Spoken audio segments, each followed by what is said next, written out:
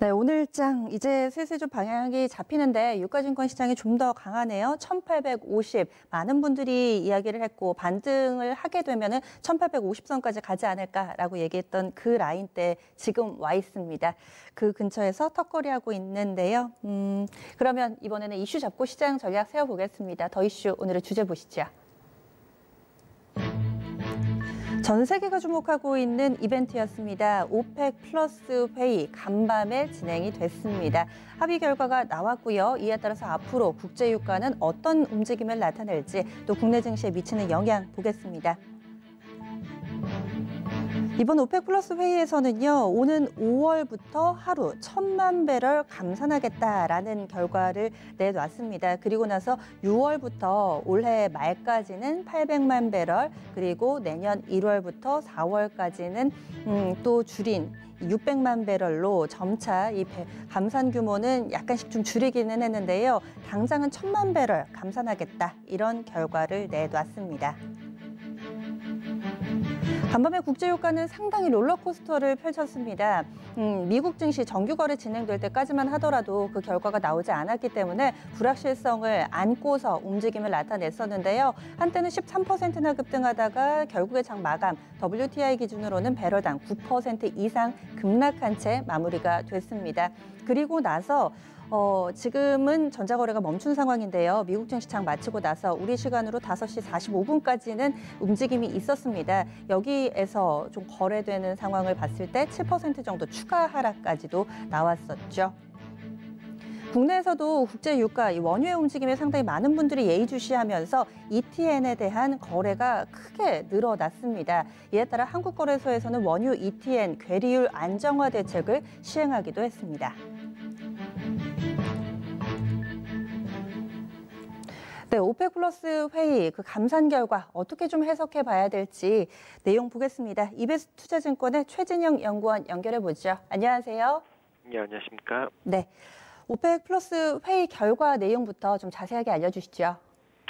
예, 일단은 오펙 플러스에서 이번에 회의가 있었는데요. 일단 5월에서 6월 두 달 동안 1차적으로 1,000만 배럴, 일평균 1,000만 배럴 정도의 감산을 갖다 하겠다. 즉 개별 산유국별로 오펙 플러스 안에서 현재 산유량 기준으로 23%의 감산 할당량을 결정을 했었고요.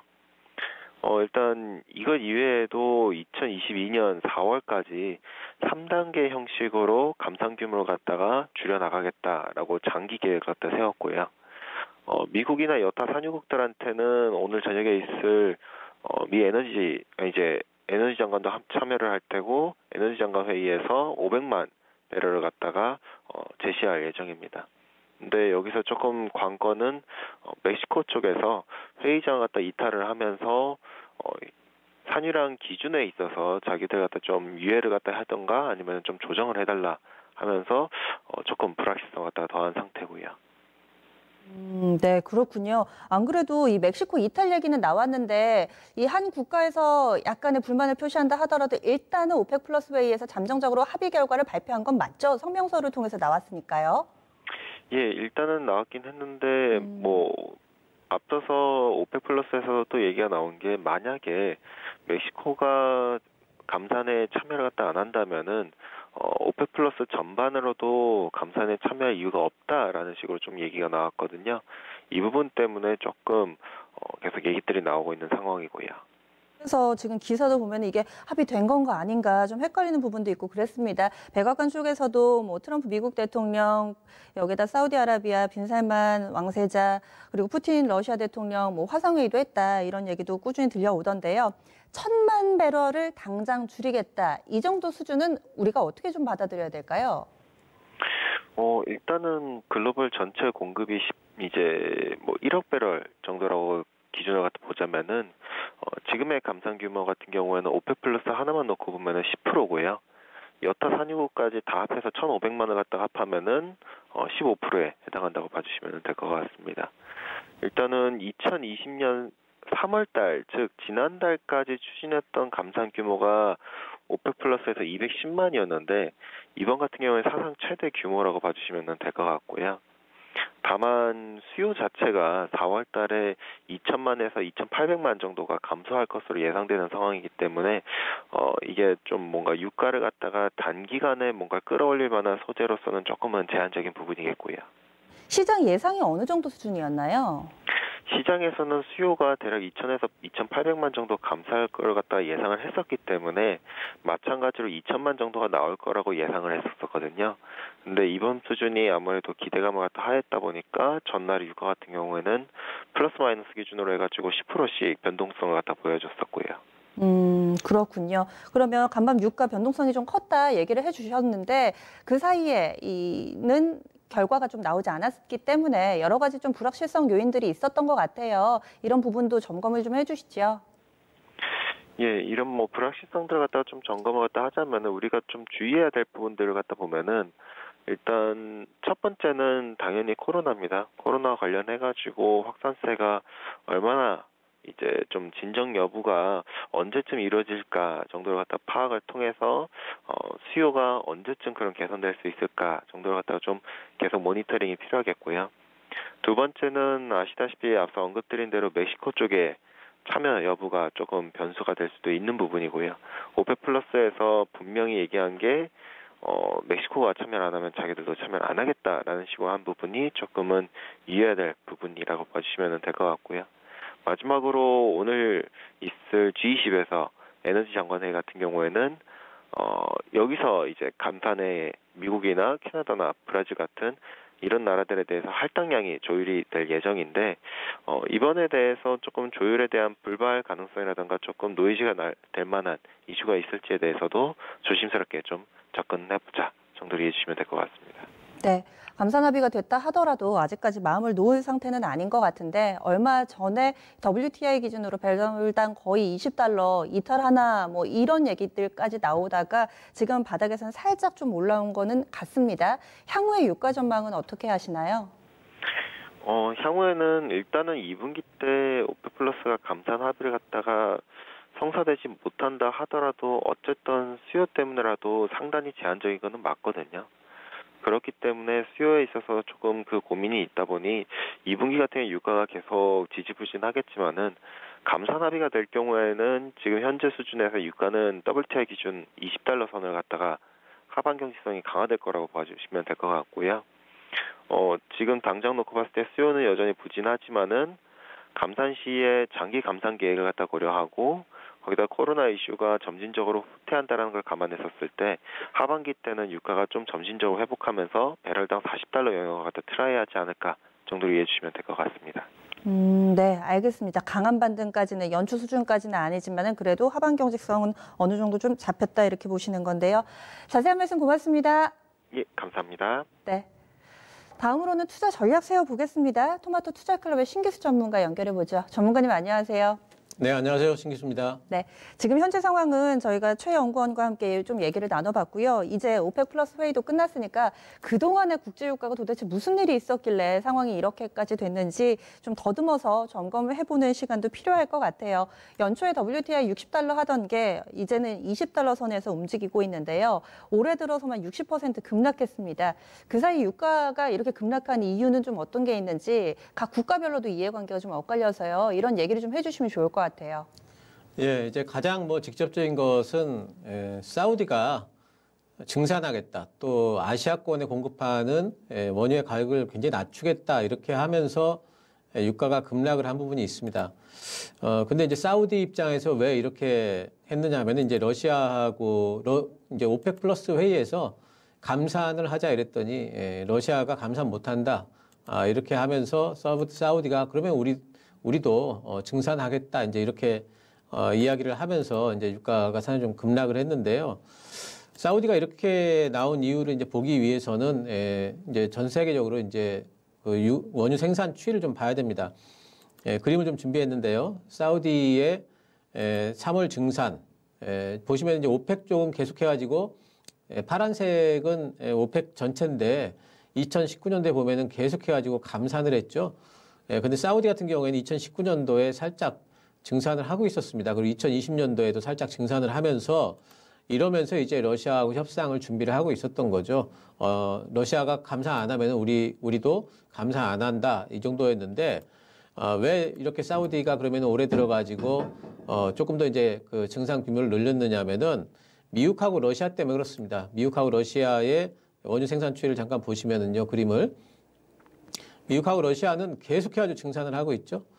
파란 게 미국이고요. 그리고 이제 그 주황 색깔이 러시아인데요. 계속해서 증산을 하고 있습니다. 줄일 생각을 안 하고 계속 지금 증산을 하고 있기 때문에 사우디 입장에서는 지금 감산해가지고 뭐 이렇게 있다가는 안 될 테니까 서로가 공멸이다 이러면서 이제 감산을 하자 이랬는데 러시아에서 이제 표면적으로는 이제 러시아가 감산 안 하겠다 이러기 때문에 이제 뭐 갈등이 있고 사우디 쪽에서 이제 그렇다면 차라리 증산을 해버리겠다 이런 걸로 돼 있지만은 사실 그 내면적으로 보게 되면 이제 국제적인 어떤 감산을 공조를 좀 이끌어내기 위한 의도로 봐야 되겠죠. 특히 미국에 직접적으로 미국과는 이제 우방이기도 하고 여러 가지 이해관계가 사우디 쪽에서 조금 아쉬운 부분들이 많기 때문에 미국에 직접적으로 이야기를 못하는 부분이 있겠죠. 그래서 이제 그런 부분들을 미국의 공조를 특히 이끌어내기 위한 하나의 방책으로서 러시아와의 갈등을 이용해가지고 유가를 좀 확 끌어내린 부분들이 좀 있는 것 같습니다.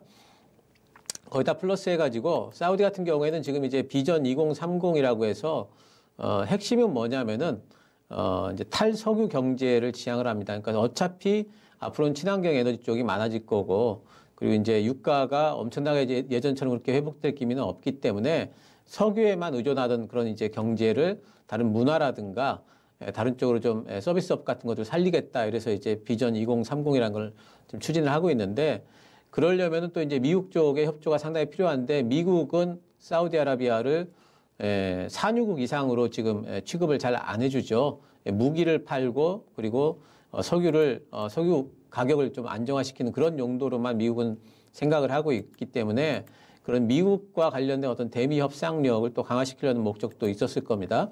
이러면서 어쨌든 사우디는 전체적으로 좀 증산을 좀 하겠다는 입장을 표했기 때문에 주가가 좀 많이 내려갔고요.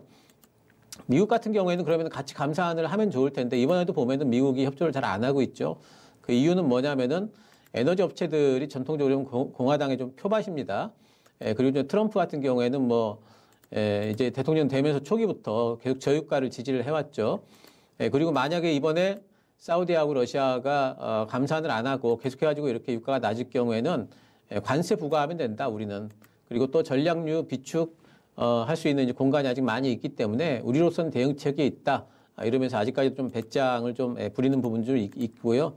러시아 같은 경우에는 지금 미국이 감산 안 하는데 왜 우리만 감산하느냐. 그래가지고 우리만 손해볼 이유가 뭐 있느냐 하면서 이제 러시아는 또 감산을 안 하는 거고 미국 셰일 업체만 이득이다 이러면서 하는 거기 때문에 서로 간에 이런 이해관계 같은 것들이 얽히면서 이번에 그 유가가 좀 급락한 걸로 이렇게 보시면 되겠습니다. 네, 오펙 플러스 회의도 한 차례 연기가 됐다가 이번에 좀 진행되기는 했는데 아직까지 뭔가 미봉책 같은 느낌도 있고요. 지금 세 개 국가, 이 3국 간의 이해관계가 모두 다 해소가 됐다라고 볼 수 있는지 이번에 오펙 플러스 회의 결과가 근본적인 해결책이라고 보시나요?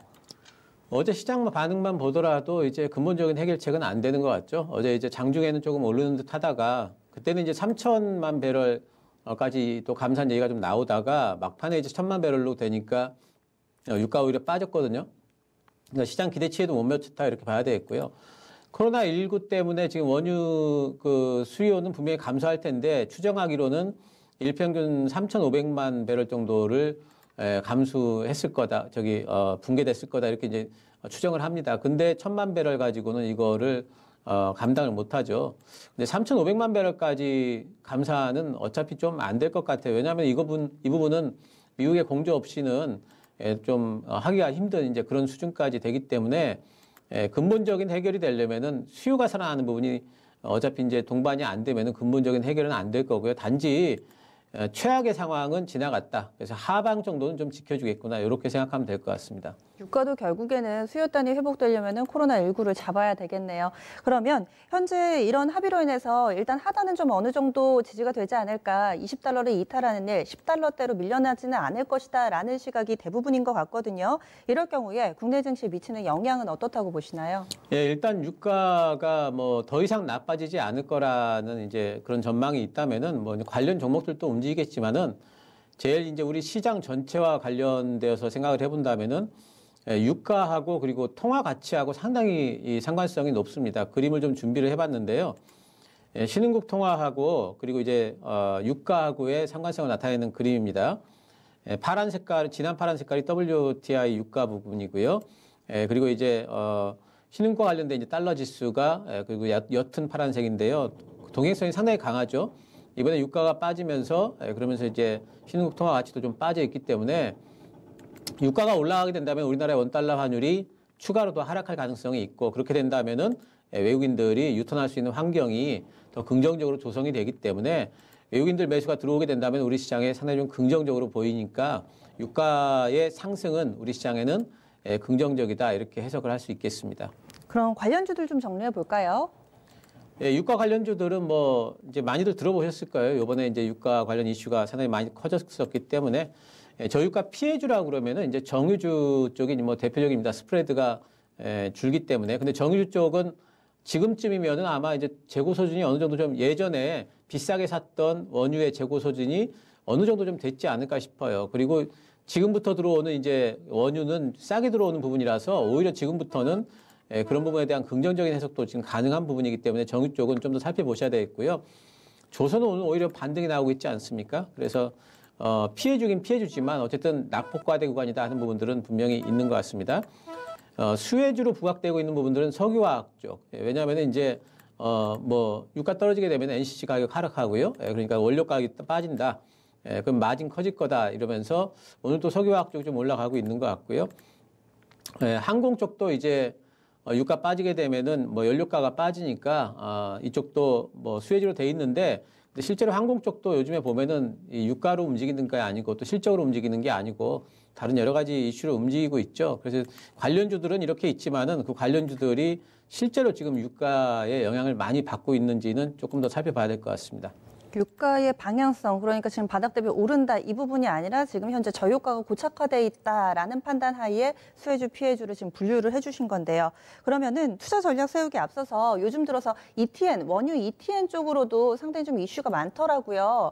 그래서 ETN이 뭔지부터 좀 설명을 해주시면 좋을 것 같아요. ETN은 이제 유가 관련해가지고 여러 가지 이제 그 펀드들을 모아가지고 그쪽에 투자를 하고 있는 이제 그런 하나의 상품이 되겠습니다. 이제 개인 투자자분들도 쉽게 접근을 할 수 있기 때문에 요즘에 ETF 매매를 이제 많이 하시는 것 같은데요. 중요한 거는 이제 유동성 문제로 괴리율이 상당히 좀 이제 커졌죠. 괴리율이라고 하는 것은 실제 유가하고 ETN에서 나타내는 그 이제 유가 부분하고의 이제 그 차이를 말합니다. 그래서 이 부분을 이제 유동성 공급자들이 충분한 어떤 자금을 가지고 이걸 조정을 해나간다면 공급을 해준다면은 각 괴리율이 커지질 않는데 지금 너무 이 투자자들이 ETN 쪽으로 많이 몰리다 보니까 그런 부분들이 이제 유동성 공급자들의 이제 자금이 좀 부족해서 이거 괴리율이 더 커져 버립니다.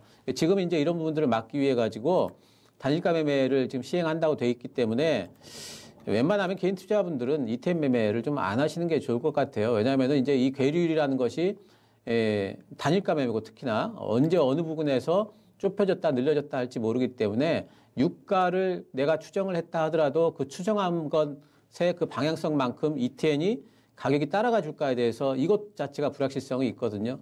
유가 불확실성 곱하기 ETN 불확실성 이렇게 되면은 엄청나게 불확실성이 커지죠. 그래서 이쪽에는 ETN 쪽 매매는 좀 안 하시는 게 좋겠고요. 오히려 이제 유가에 투자를 하시겠다 그러면은 ETF 쪽을 보시는 게 좋습니다. ETF 쪽에 특히 이제 ETF 쪽에 보시려면 요즘에는 유가가 너무 낮아가지고 뭐 조금만 움직여도 뭐 10% 이상씩 팍팍 그 변동성이 커지죠. 그래서 그렇게 단기 매매하기는 참 힘들어요, 요즘에는. 특히 그리고 ETF 같은 경우에는 그렇게 거래량도 많지 않습니다. 유동성도 크지 않기 때문에 단기 매매하시기보다는 지금은 이제 제가 보기에는 한 2분기 말이나 3분기만 가더라도 40불 위쪽으로 올라갈 것 같아요. 그러니까 그런 것들을 보신다면은 ETF 쪽에 멀리 보는 방향성 투자 지금 가능할 걸로 보입니다. 지금 N이 ETF보다 변동성이 더 커서 이왕이면 하실 거면 조금은 더 안정적인 ETF 쪽을 하라고 말씀을 해주시는 거죠? 그렇습니다. 아, 그렇군요. 그러면은 지금 또 유가를 감안해서 전체적인 시장 대응 전략 세울 때도 팁을 좀 주세요. 간략하게 살펴봐도 될 것 같아요. 예, 이제 유가가 어쨌든 하방은 좀 잡힌 듯이 보이기 때문에 시장은 거기에 이제 적응을 할 겁니다. 근데 유가 급락 이전에도 시장은 이미 이제 많이 급락을 했었기 때문에 급락한 이후에 지금 반등이 나왔죠. 그래서 저유가가 왜 그렇게 시장에 안 좋냐 그럼 디플레이션 우려인데 이미 그전에 코로나19 때문에 디플레이션 우려를 시장은 많이 반영을 하면서 급락을 해버렸습니다. 지금 구간에서는 유가가 시장에 미치는 영향력 이것과 또 코로나19가 시장에 미치는 영향력 두 개를 비교를 해보면은 코로나19가 시장에 미친 영향력이 너무 크기 때문에 상대적으로 유가의 영향력은 좀 적다 이렇게 보여요. 그래서 지금은 유가를 너무 염두에 두지 마시고요. 각 종목별 그리고 코로나19와 셧다운으로 인한 전체적인 시장의 방향성 같은 것들을 더 크게 보시면 될 것 같습니다. 알겠습니다. 오늘 자세한 말씀 고맙습니다. 감사합니다.